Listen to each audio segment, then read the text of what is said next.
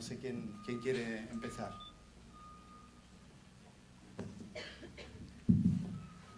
Bueno, muchas gracias por la invitación, es un honor para mí estar acá.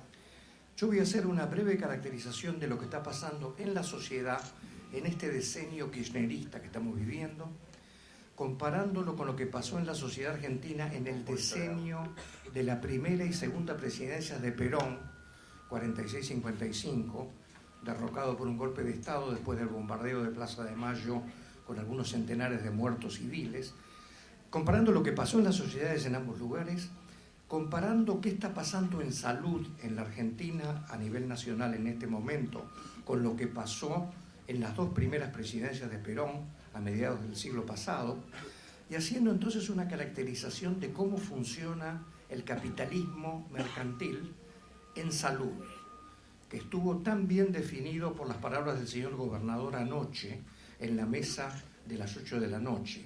Una caracterización de que existe un capitalismo mercantil que fue criticado, que presenta una serie de características que son más alarmantes a medida que pasa el tiempo.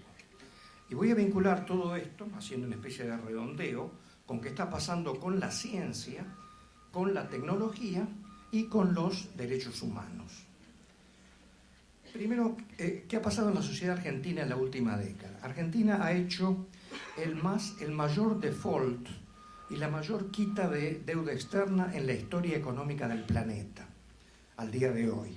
Si algún purista me escucha esto y me dice el default de Grecia fue un poquito más grande, en euros, un poquito más plata que el default argentino, es cierto, pero Grecia no consiguió ninguna quita. Y Grecia defaulteó y aparentemente, según lo que uno lee en todos los indicadores económicos, va a defaultear de nuevo. Así que el mérito de haber decidido no pagar la deuda primero y de conseguir una quita del 70%, recordemos lo que se decía, Argentina sale del mundo, se convierte en un país paria, esto va a fracasar, fue la base económica para gran cantidad de las políticas sociales que se implementaron después. La otra medida que cambió la materialidad argentina fue la decisión de disolver las AFJP. Eso permitió dar al Estado una masa de maniobra de dinero. El Estado lo que hacía era entonces, con el negocio de las AFJP, terminaba pagando las jubilaciones básicas de la mayor parte de la población. Las AFJP gastaban en gasto administrativo una enormidad de dinero. El Estado nacionaliza eso, de tal manera que Argentina ahora tiene más de 2 millones de nuevos jubilados. Las jubilaciones están muy por encima, tendencialmente creciendo mucho más que la inflación, aunque uno le crea los datos de inflación que publica la Universidad Católica. Inclusive si uno acepta ese criterio, que es muy discutible, las jubilaciones reciben mucho más dinero que los indicadores de inflación. Y en términos macro ha habido un enriquecimiento global de toda la población y una transferencia de riqueza de los deciles de ingresos ricos a los deciles de ingresos pobres. Yo voy a diferenciar aquí riqueza absoluta y riqueza relativa. Todos los argentinos de los 10 deciles de la distribución de ingresos son más ricos que hace 10 años. Todos. Lo que ha pasado es que en términos relativos, los deciles bajos de la distribución de ingresos están ganando cada vez más porcentaje del Producto Bruto Nacional y los deciles altos están relativamente perdiendo algo de dinero. Lo cual no quita el hecho que el decil 1 o el decil 2, que está sufriendo el cepo cambiario, pero se va a Europa, porque el porcentaje de argentinos que se van al extranjero está aumentando el 6-7% por año, así que es un cepo, pero es un cepo con algunas aperturas. Eso es permitido porque en términos absolutos los ricos son cada vez más ricos. Y la lujuria de consumo consumista de argentinos, que incluye los nuevos autos, lo que sea, es una cosa visible a todos los ojos. Doy algunas cifras.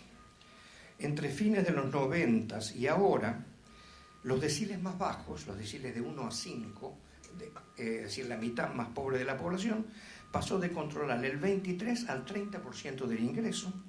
Los deciles más ricos, 6 a 10, pasaron de controlar el 76 al 69% del ingreso.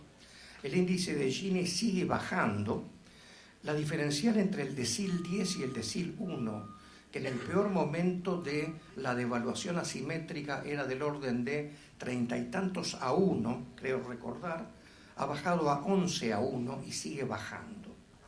Y como dato final, y esto me vincula con el primer peronismo, el porcentaje del Producto Bruto Argentino en manos de los trabajadores del trabajo ha subido al 53%, siendo que el PBI controlado por el capital ha bajado al 47%. Esto me lleva entonces al primer peronismo, del cual no tenemos estos datos econométricos sutiles que tenemos ahora, pero realmente fue una enorme transferencia de ingresos de ricos a pobres, aunque los ricos tampoco se empobrecieron mucho en el peronismo, los pobres se enriquecieron muchísimo y se dio el fenómeno de la justicia social del primer peronismo. Quiero hacer entonces un señalamiento. El primer peronismo tenía a Carrillo, y no hay un Carrillo, para decirlo suavemente, en este momento. Así que analicemos un poco por qué pasó esto. A nivel internacional, el primer peronismo, y vuelvo al tema del margen de maniobra de países periféricos, Perón pudo hacer casi lo que quería, porque ganó una elección que él mismo yo creo que no pensaba ganar, y porque los partidos de oposición que perdieron una elección que creían ganar, se sumieron en el desconcierto por varios años. Por ejemplo, el Partido Socialista, que tenía representación parlamentaria en la Argentina desde 1905, con Alfredo Palacios, y que regularmente mandaba, cuando había elecciones, diputados al Parlamento, los mandaban con más entusiasmo cuando el Partido Radical estaba proscripto. No sé si algún radical se acuerda que el Partido Radical estuvo proscripto 18 años, entonces el socialismo sacaba votos radicales, iba al Parlamento. En la elección del 46 que ganó Perón, el Partido Socialista se quedó con 0 representación parlamentaria por primera vez en casi medio siglo. Ese voto fue evidentemente al peronismo. Y como factor asociado a esto, que permitió que Perón, para financiar su modelo económico, expropió casi la totalidad de la renta de la Pampa Húmeda, la renta diferencial de la Pampa Húmeda, lo expropió Perón a través del IAPI, se veía cuál es el margen de maniobra que tenía Perón